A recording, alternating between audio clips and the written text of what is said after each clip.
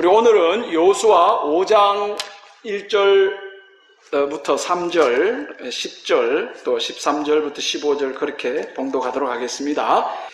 요단 서쪽의 아모리 사람의 모든 왕들과 해변의 가나안 사람의 모든 왕들이 여호와께서 요단 물을 이스라엘 자손들 앞에서 말리시고 우리를 건너게 하셨음을 듣고 마음이 녹았고 이스라엘 자손들 때문에 정신을 잃었더라. 그때 여호와께서 여호수아에게 이르시되 너는 부싯돌로 칼을 만들어 이스라엘 자손들에게 다시 할례를 행하라 하시매 여호수아가 부싯돌로 칼을 만들어 할례산에서 이스라엘 자손들에게 할례를 행하니라. 우리 10절 넘어갑니다. 또 이스라엘 자손들이 길갈에 진쳤고 그달 14일 저녁에는 여리고 평지에서 유월절을 지켰으며 13절 여호수아가 여리고에 가까이 이르렀을 때에 눈을 들어본 적 한 사람이 칼을 빼어 손에 들고 마주 서 있는지라. 여호수아가 나아가서 그에게 묻되 너는 우리를 위하느냐 우리 적들을 위하느냐 하니 그가 이르되 아니라 나는 여호와의 군대 대장으로 지금 왔느니라 하는지라. 여호수아가 얼굴을 땅에 대고 엎드려 절하고 그에게 이르되 내 주여 종에게 무슨 말씀을 하려 하시나이까. 여호와의 군대 대장이 여호수아에게 이르되 네 발에서 신을 벗으라. 네가 선 곳은 거룩하니라 하니 여호수아가 그대로 행하니라. 아멘. 자, 우리 오늘은 삶의 전쟁터로 가기 전에라는 제목으로 우리 여호수아서 5장에 있는 하나님의 말씀을 좀 묵상해 보도록 하겠습니다. 제가 설교 제목을 삶의 전쟁터로 가기 전에라고 이렇게 잡은 것은요, 우리의 삶에 마치 전쟁터에서 빨리 결정을 해야 되는 것 같이 아주 다급하고 시급한 일이 있다라는 것을 강조하고 싶어서 그렇습니다. 여러분, 우리의 삶에는요, 마치 전쟁이 일어난 것처럼 다급하게 먼저 처리해야 될 일들이 있습니다. 그런데 아무리 다급하다 하더라도 처리하는 순서가 있습니다. 이 순서가 바뀌면 스텝이 꼬여가지고 오히려 일이 더 망가지고 어려워지는 그런 일이 발생하죠. 이를테면 우리가 배가 너무 고파서 이제 밥을 해 먹으려고 하는데 여러분, 밥 짓는 순서가 있지 않습니까? 쌀도 좋은 쌀이 있고 솥도 있고 물도 있고 또 스토브도 다 준비되어 있는데, 그런데 밥을 할 때 물을 붓지 않고 솥에 쌀만 쏟아 부어서 그걸 불을 가한다 한다면 그 밥이 되는 게 아니라 타버리는 거죠. 재료가 문제가 아니잖아요. 순서가 문제지 않습니까? 아무리 다급하고 중요한 일이라고 해도 먼저 해야 될 일이 있습니다. 그래서 바울은요, 우리가 어떻게 행해야 될지를 조심히 지혜롭게 행해라 이렇게 당부합니다. 에베소서 5장 보세요. 너희가 어떻게 행할지를 자세히 주의하여 지혜 없는 자같이 하지 말고 오직 지혜 있는 자같이 하여 세월을 아끼라. 때가 악하다 이렇게 말씀합니다. 바울은요, 이 그리스도인들에게 우리가 어떻게 살아야 될지 자세히 주의해가지고 지혜 없는 자같이 살지 말고 지혜 있는 자처럼 행동을 하라고 당부합니다. 바울은 자세히 주의해라고 강조를 하고 있는데요, 우리가 급하다고 급한 일부터 먼저 하는 것이 아니라 또 대충대충 하라는 것이 아니라 굉장히 주의해가지고 지혜롭게 행동을 하라 당부하고 있습니다. 여러분, 우리가 때로 이런 후회를 하죠. 야, 그걸 내가 미리 알았더라면, 이 차를 사지 말아야 되는데, 그걸 진작 알았더라면, 이 집을 사지 말아야 되는데, 그걸 진작 알았더라면, 이 남자를, 이 여자를 만나지 않았어야 됐는데, 그걸 진작 알았더라면. 여러분, 우리는 돈을 쓰고 후회하고요, 집 사놓고 후회하고, 또 투자를 해놓고 후회하고, 또 그 직장에 들어간 것을 후회하고, 계약에 서명하고 난 다음에 그러지 말아야 됐다고 우리가 이런 후회들을 합니다. 그러면서 어쩌면 내가 이렇게 바보 같은 결정을 했을까? 내가 어떻게 이렇게 눈이 멀었을까? 이렇게 한탄을 하는 거죠. 여러분, 우리가 어떤 것을 결정할 당시만 해도 그게 그렇게 되리라고 우리의 삶에 후회를 남기고 상처를 남기리라고 그때 당시는 잘 보이질 않습니다.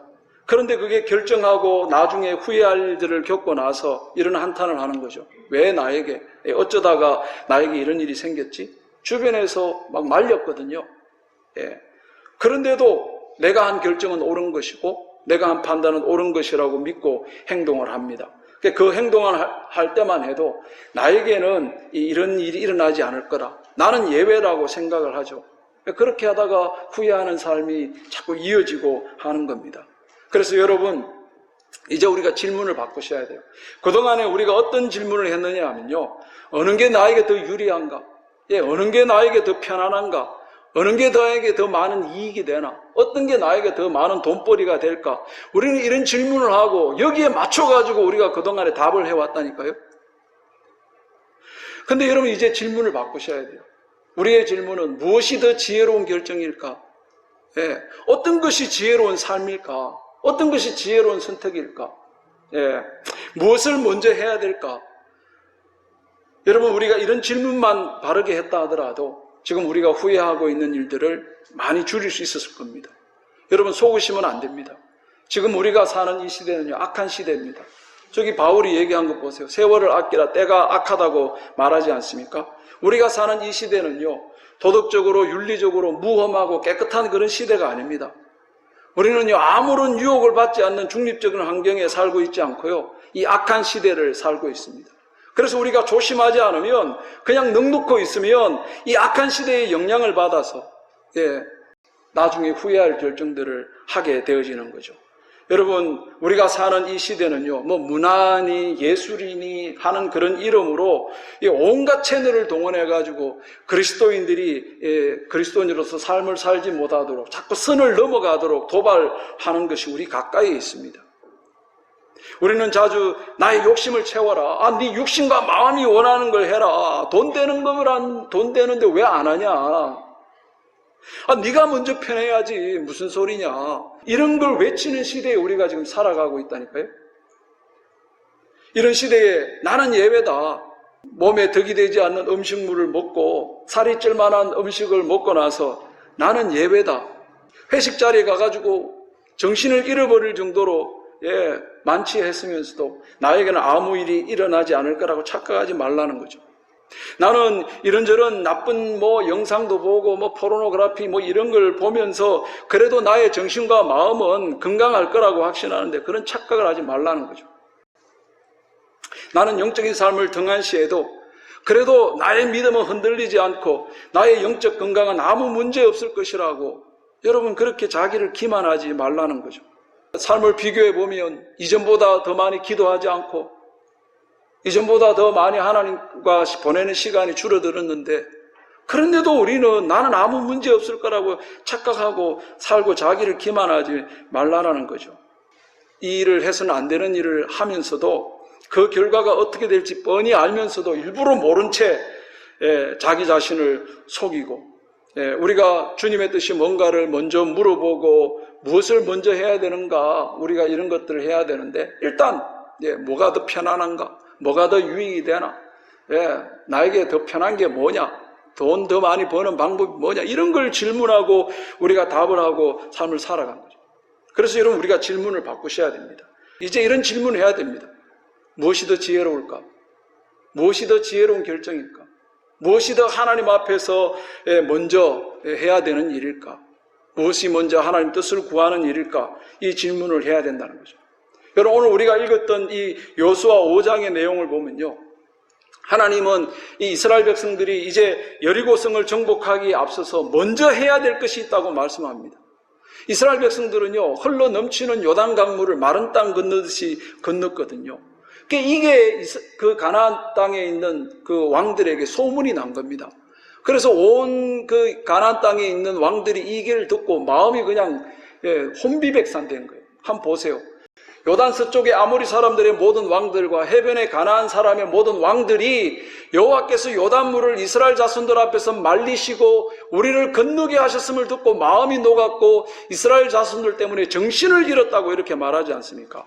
그러니까 이스라엘 백성들에게 있어서는요 이것보다 더 좋은 기회가 없잖아요. 다른 왕들이 다 마음이 녹아내려버렸기 때문에 이것보다 더 좋은 찬스가 없지 않습니까? 지금 이 분위기로는요 뭐든지 할 수 있을 것 같지 않습니까? 자신감이 막 충만해져 가지고 지금이라도 당장 여리고성을 달려가서 무너뜨릴 수 있을 것 같은 자신감이 있는 거죠. 그런데 하나님은요 이스라엘과 여호수아를 잠깐 멈추게 하십니다. 그리고 전쟁을 하기 전에 점검해야 될 것을 명령을 하십니다. 그게 세 가지입니다. 첫째는 할례를 행해라. 둘째는 유월절을 지켜라. 셋째는 너희 발에서 신을 벗어라. 이 세 가지를 명령하십니다. 예. 여러분, 우리가 이 말씀을 통해서 여러분 우리들이 교훈받을 게 있습니다.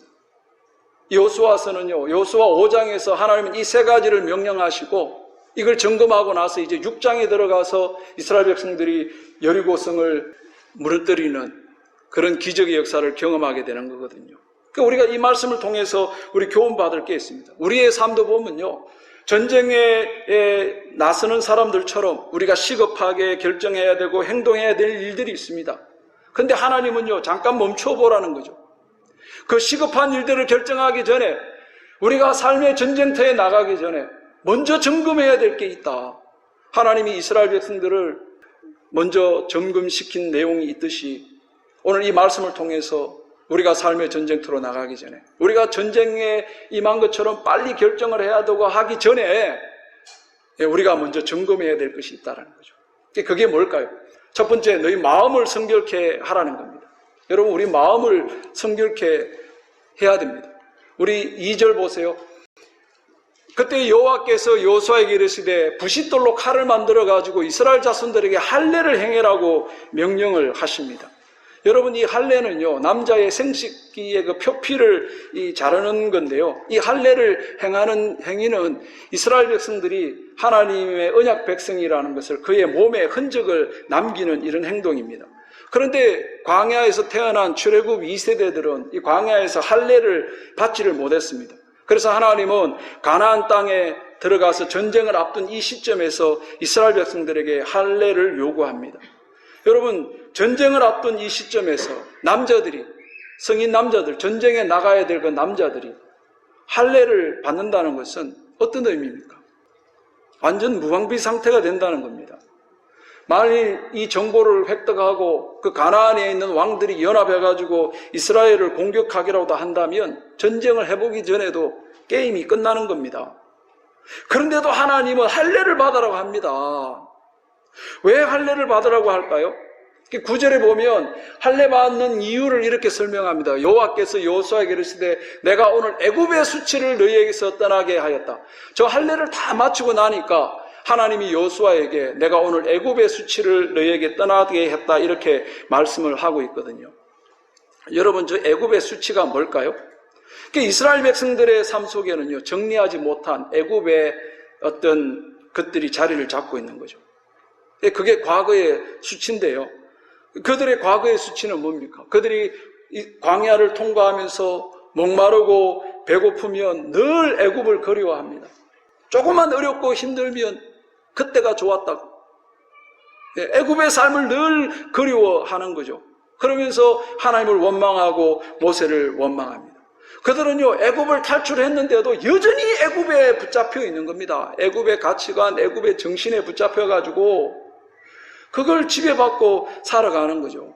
그걸 광야 40년 내내 행하는 거죠. 그리고 지금 이제 광야 40년을 마치고 이제 가나안 땅의 입성을 위한 전쟁을 앞두고 있을 때 하나님은 이스라엘 백성들에게 할례를 요구하십니다. 너희의 그 과거에 이집트의 지배를 받던, 너희의 그 과거에 죄의 지배를 받던 그 마음을 정리하고 하나님께로 마음을 돌이키기를 원하셨던 거죠. 그래서 신명기 10장에 너희는 마음의 할례를 행하고 몸에 그냥 육체에 그냥 그 베어내는 그런 흔적을 행하지 말고 너희 마음의 할례를 행해라. 또 예레미야 보세요. 유다인과 예루살렘 주민들아, 너희는 스스로 할례를 행하여 너희 마음의 가죽을 베고 나 여호와께 속해라. 여러분, 저기 할례를 행한다는 게 그냥 뭐 몸에 흔적을 남긴다는 의미가 아니고요, 할례를 행함으로 어디에 속하는 거라고요? 여호와께 속해라. 여호와께 속해라. 여러분, 우리 마음에 불평하는 마음, 원망하는 마음, 마음의 여러 가지 궤변들, 이런 생각들을 잘라내고 우리의 마음의 가죽을 베어내버리고 여호와께 속해라, 그렇게 말씀하고 있는 것이죠. 하나님께서는 전쟁을 앞둔 이스라엘 백성들에게 할례를 행하기를 요구하셨는데 그 의도는 이스라엘 백성들이 마음이 하나님께 속하기를 원하셨던 겁니다. 여러분, 이걸 먼저 하셔야 됩니다. 여러분, 우리가 아무리 급한 일이 있어도 전쟁을 만난 것처럼 아무리 빨리 해결해야 되는 일이 있어도 여러분 우리가 먼저 해야 될 일이 있습니다.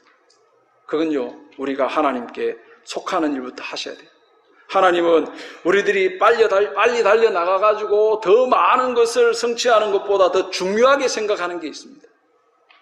그것은 하나님의 백성이 먼저 하나님께 속한 사람이 됐다는 걸 인식하기를 원하는 거죠. 그게 할례였고요.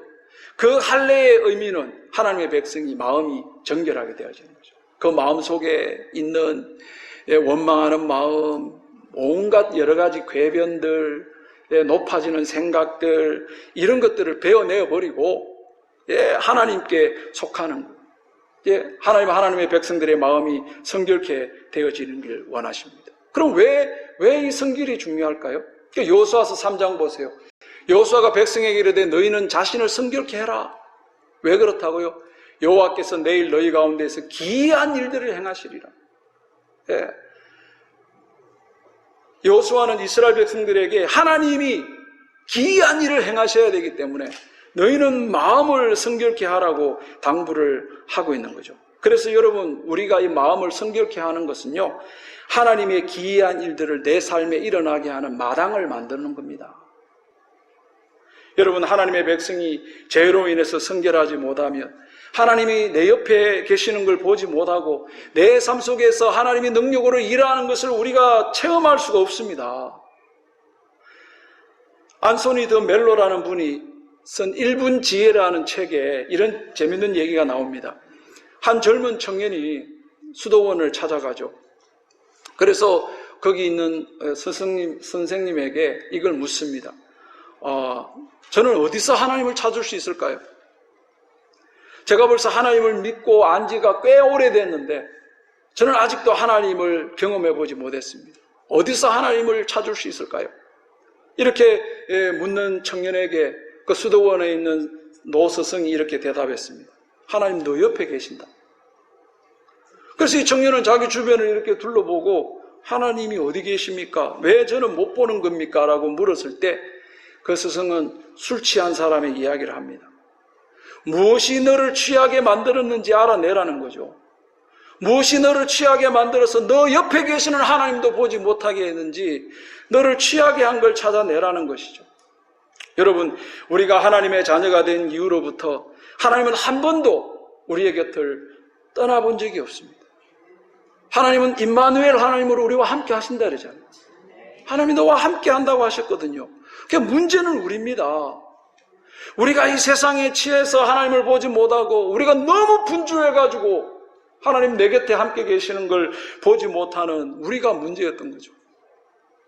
사랑하는 성도 여러분, 이번 한 주간 살아갈 때 우리가 매일매일 해결해야 될 급한 일들이 있습니다. 당장 해야 될 일들이 많습니다. 우리 땅도 정복해야 되고 먹고 살 일도 해야 되고 내 꿈도 이루어야 되고. 근데 하나님은요, 잠깐 멈추랍니다. 지금 분위기 좋은데, 지금 뭐라도 할 수 있을 것 같은데, 지금 투자하면 대박인데, 하나님 잠깐 멈추라 하십니다.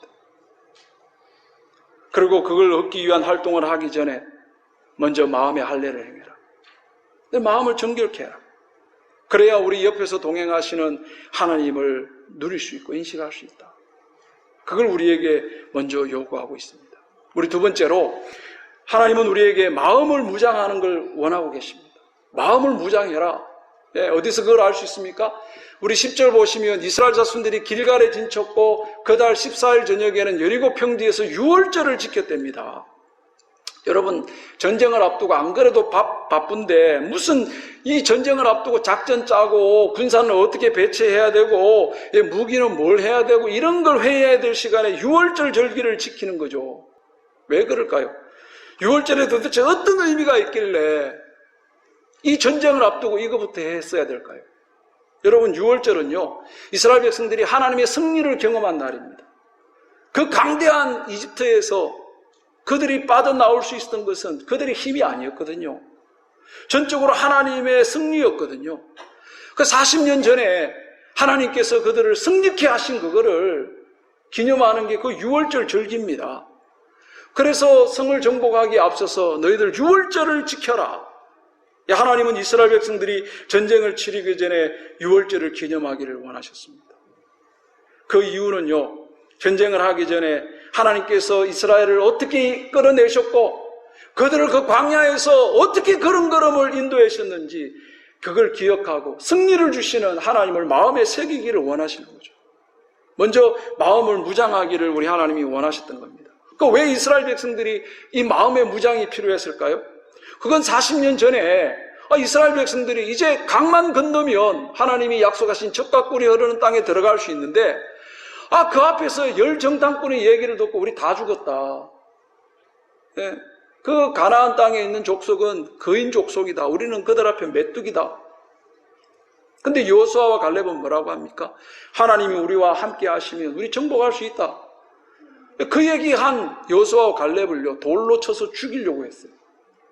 그리고 모세를 없애고 다른 지도자 세워서 이집트로 돌아가자고 했단 말이죠.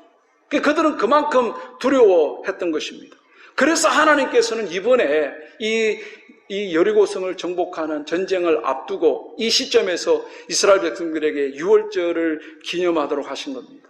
하나님의 승리, 하나님의 기적, 하나님의 능력을 네 마음에 먼저 새겨라. 예. 여러분, 이것은 오늘날 신앙생활하는 우리들에게도 마찬가지입니다. 여러분, 우리가 예수님을 믿지만, 예수님이 우리의 인생의 주인 되는 것을 믿지만, 우리는요, 너무도 자주 우리의 그 부정적인 생각으로 우리를 흑암과 어두움에 자꾸 가두어 둡니다. 뭔 일이 생기면 자꾸 불안해. 무슨 일만 생기면 자꾸 부정적인 생각이 들어온다고요. 여러분의 마음에 울려오는 그 거짓 소리에 귀를 기울이지 마세요. 내가 이 나이에 뭘 할 수 있냐? 난 늘 이 모양이었어. 그래봐야 뭐 달라지냐고. 기도한들 뭐가 달라지겠고, 뭐 예배를 드린들 뭐가 달라지겠냐는 이런 거짓 소리에 귀를 기울이지 말고 우리의 마음을 하나님께 맞추시고 하나님의 승리를 기억하시는 저와 여러분 되기를 간절히 축원합니다. 여러분, 이제 우리들은요, 이 세상 사람들과 가는 길이 다른 사람들입니다. 우리는요, 생명길 가는 사람이에요. 우리가 가는 길이 비록 좁지만 우리는 생명길 가는 사람입니다. 비록 내가 사망의 엄청난 골짜기를 다닌다 하더라도 내가 두렵지 않는 것은 주의 지팡이와 막대기가 나를 보호해주고 있다라는 거죠. 여러분, 하나님은 우리와 항상 동행하여 주시는 분입니다. 그걸 아침마다 마음에 새기자는 거죠. 예. 하나님의 승리를 마음에 새기자는 거죠. 하나님은 우리들이요, 이 생존의 전쟁에 나가기 전에, 하나님은 이 하루를 시작하기 전에 하나님께서 어떻게 우리의 삶을 여기까지 인도해 오셨는지 그걸 먼저 생각하기를 원합니다. 제가 오프닝 기도하고 나서 급하게 2층에 우리 아이들, 교회학교 아이들 설교하고 내려왔거든요. 예. 그 설교 때 아이들에게 이제 전쟁에 대한 얘기를 오늘 했는데, 예. 지금 노스코리아를 누가 다스립니까? 예수님. 무조건 답은 예수님. 훈련이 잘 돼 있구나. 예. 여러분, 우리의 삶을 누가 다스립니까? 이거 확신이 없어요. 우리 애들 정도 수준은 넘었어야 되는 거 아닙니까? 저는 김정은이라고 그럴 줄 알았는데 예수님이 통치하고 있어요. 맞죠? 그죠? 이 온 나라를 하나님 통치하는 거잖아요. 예. 우리를 누가 다스립니까? 예. 예수님. Jesus Christ. 하나님이 우리 통치하시잖아요. 여러분, 이걸 마음에 새기고 하루를 열자고요. 이걸 마음에 새기고 여러분 일주일을 시작을 하자고요. 마지막으로 여러분, 우리가 생애 전쟁터로 나가기 전에 우리가 점검해야 될 것은요, 우리의 주도권을 내려놓는 싸움을 자꾸 하셔야 돼요. 주도권 내려놓는 싸움을 하셔야 됩니다. 15절 보면 여호와의 군대 대장이 여호수아에게 이르되 네 발에서 신을 벗어라. 네 발에서 신을 벗어라. 예, 전쟁을 앞둔 여호수아는요, 얼마나 마음이 걱정이 됐겠습니까? 예, 얼마나 염려가 됐겠습니까? 그래서 그 두렵고 떨리는 마음으로 복잡한 마음으로 여호수아는요, 여리고성을 탐색하기 위해서 성 가까이 다가갔습니다. 그런데 그의 앞에 칼을 빼던 어떤 사람이 그를 가로막고 있는 거죠. 그래서 여호수아는 너무 당황하고 놀란 마음으로 너는 누구 편이냐? 너는 우리 편이냐? 저 대적들을 위하느냐? 묻습니다. 다시 말해서 너 누구 편이냐? 이걸 묻는 거죠. 그때 그 칼을 빼던 사람이 대답하기를 아니다. 나는 너의 편도 아니고 저들의 편도 아니고 나는 여호와의 군대 장관이다. 여러분, 이 말씀에 여호수아는 땅에 바짝 엎드리면서 주여 종에게 무슨 말을 하시렵니까? 할 때 이 여호와의 군대 장관이 네 발에서 신을 벗으라 이 얘기를 하게 됩니다. 하나님은 전쟁을 하기 전에 여호수아에게 명령을 하는데 신 벗어라, 신 벗어라. 여러분, 신을 벗는다는 것은 나의 주도권을 하나님께 넘겨드리겠습니다. 여러분, 이 뜻이 있습니다. 왜 여호와의 군대 장관이 신을 벗으라고 이런 말을 했을까요? 그것은요, 여호수아가 이 군대 장관을 바라보면서 넌 누구 편이냐라고 했던 그 질문에 답이 있습니다. 여러분, 넌 누구 편이냐 하는 이런 질문은 그냥 나온 게 아니고요, 평소에 여호수아와 이스라엘 백성들이 하나님을 어떻게 생각해 왔는지가 담겨져 있습니다. 평소에 이스라엘 백성들은요, 하나님을 어떻게 생각하느냐 하면 이스라엘 광야 40년 내내 이들은 늘 빵 떨어지고 물 떨어지고 배고프면 하나님을 찾는 거예요. 그런 관계를 수준으로 지금까지 생활해 온 겁니다. 그래서 이 질문도 역시 다급할 때 찾으면 도와주는 하나님, 그런 정도로 생각을 하고 있는 거죠. 오늘 여호수아가 여호와의 군대 장관에게 너는 우리를 위하느냐 적들을 위하느냐 이 질문 속에 하나님 이번에도 우리 도와줄 거죠? 하나님 이번에도 우리의 이익을 위해 일을 줄 거죠? 이 질문인 것입니다. 그래서 여호와의 군대 장관은 여호수아에게 이렇게 답합니다. 나는 너 편도 아니고 저 적들의 편도 아니고 나는 여호와의 군대 장관이다. 이 뜻은 내가 너희의 종이 아니다. 너희가 나의 종이 되어야 된다. 너희가 나의 통치를 받아야 된다. 너희가 나의 다스림을 받아야 된다고 말씀을 하시는 겁니다. 하나님은 여리고성을 정복하기에 앞서서 이스라엘이 하나님과의 관계를 분명히 하기를 원하셨습니다. 막 절박하고 절실할 때만 찾는 하나님이 아니라 이제 너의 삶의 중심 가운데 하나님을 모시고 살아. 그러니까 하나님의 통치와 좀 다스림을 받고 살라 요구하는 거죠. 여러분, 우리는 어떨까요? 하나님이 여러분 속에 어떤 분으로 자리 잡고 있습니까? 애라도 감기 걸려야 그때서 비로소 하나님 앞에 무릎 꿇고 하나님을 찾는 우리는 아닙니까? 혹시 집안에 뭔 일이 있을 때만, 내 삶에 무슨 일이 필요할 때만 하나님 내 편이 돼서 나를 어시스트 해달라고 하는 그런 하나님과 관계를 나를 설정하고 있지는 않습니까? 여러분, 요한계시록 3장에 보면요, 라오디게아 교회 교인들이 이랬습니다. 라오디게아 교회 교인들의 마음에는요, 예수님이 없어요. 그래서 예수님이 이렇게 말씀하시는 거죠. 볼지어다 내가 문 밖에 서서 두드리노니 누구든지 내 음성을 듣고 문을 열면 내가 그에게로 들어가 그로 더불어 먹고 그는 나와 더불어 먹으리라. 여러분, 저 구절이요, 전도할 때 쓰는 구절인데 실은요, 저 교회에게 한 말씀입니다. 저 교인들의 마음에 예수님이 없어요. 그래서 예수님이 문 밖에서 두드려야 되는 형편에 있는 겁니다. 왜 예수님이 저들 마음속에 못 계시고 저들 밖에 나가서 또 두드려야 될까요? 이 라오디게아 교회 교인들의 문제가 뭐였을까요? 보세요. 네가 말하기를 나는 부자라 부유하여 부족한 것이 없다 하나. 이 교인들로부터 예수님이 밀려나게 된 이유가 있습니다. 그들은요, 큰 부자가 아니라도 돈이 있었어요. 아마 돈 걱정 없이 살고 여유 있게 살다 보니까, 물질적으로 부족함이 없다 보니까 마음 중심에 예수님이 없어도 살만하거든요. 이 돈이 있다 보니까 기도하지 않아도 괜찮을 것 같아 보여요. 여러분, 이 교인들은요, 영적인 풍요보다도 돈 가진 그것이 왠지 더 마음이 풍요로워지는 그런 생각에 사로잡히면서 예수님을 그들의 삶의 중심 가운데 자꾸 몰아내서 예수님 지금 변두리에 가 계시는 거죠. 그러니까 예수님이 뭐라고 말합니까? 내가 이같이 미지근하여 뜨겁지 아니하니 차지도 아니하니 내 입에서 너를 토하여 버리겠다. 18절 보세요. 내가 너를 권하노니 내게서부터 금을 사서 부유하게 하고 흰옷을 사서 입어 벌거벗은 수치를 보이지 않게 하고 안약에 사서 눈을 발라 보게 해라고 예수님이 당부하고 있는 것이죠. 사랑하는 성도 여러분, 예수님이 우리의 삶의 중심 가운데 계셔야 됩니다. 우리는 그분의 통치와 다스림을 받고 살아야 됩니다. 여러분도 아마 들어봤을 것 같은데요. 누군가가 이 주기도문을 표현을 해놓은 걸 읽었는데 아마 여러분들도 들어봤을 겁니다. 하늘에 계신 이라고 하지 마라. 세상 일에만 빠져 있으면서. 우리라고 하지 마라. 너 혼자만 생각하면서. 아버지라고 하지 마라. 하나님의 아들, 딸로 살 생각도 없으면서. 아버지의 이름이 거룩히 여기시며라고 하지 마라. 자기 이름만 빛나기를 안간히 쓰면서. 아버지의 나라가 오게 하시며라고 하지 마라. 물질 만능의 나라를 원하면서. 아버지의 뜻이 이루어지소서라고 하지 마라.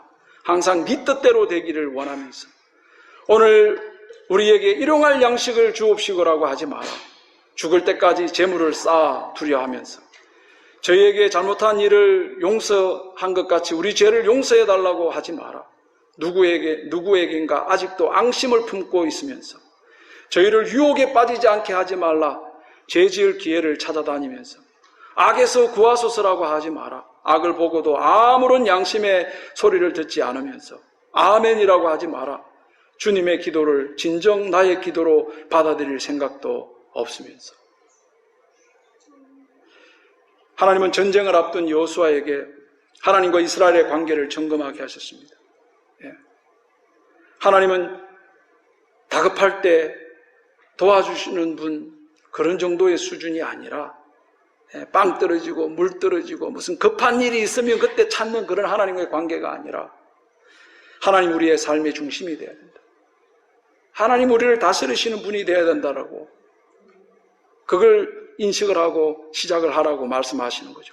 여호수아는요, 그동안에 하나님이 내 편이 되어주는 분이라 생각하고 있었는데, 내 편이 되어서 나를 돕는 분이라고 생각하고 있었는데, 군대의 대장으로 오시는 하나님을 만나고 나서 생각이 바뀌었습니다. 하나님이 내 편이 되는 게 중요한 게 아니라 내가 하나님의 종으로 하나님의 편에 서서 그분의 통치와 다스림을 받고 살아야 된다. 그걸 마음에 각오하고 다진 것입니다.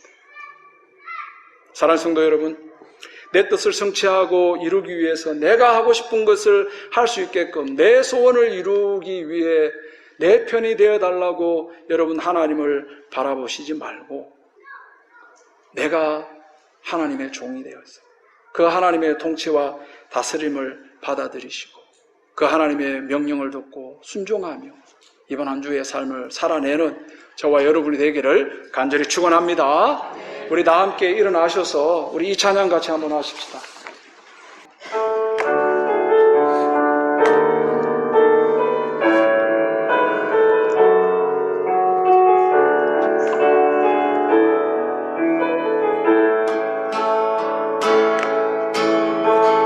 나의 영혼이 잠잠히 하나님을 바라봅시다. 하나님만 바라며. 그렇습니다. 우리의 구원이 하나님으로부터 나옵니다. 나의 구원이 그에게서 나. 여러분, 우리가 뭘 하기 전에 우리 잠잠히 하나님을 먼저 바라보도록 하십시다. 나의 영혼아 잠잠히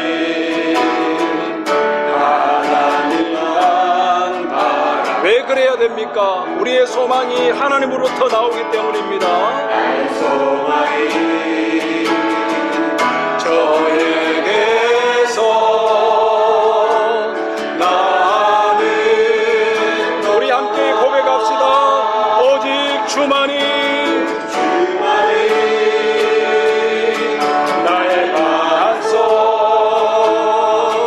나의 주만이, 오직 주만이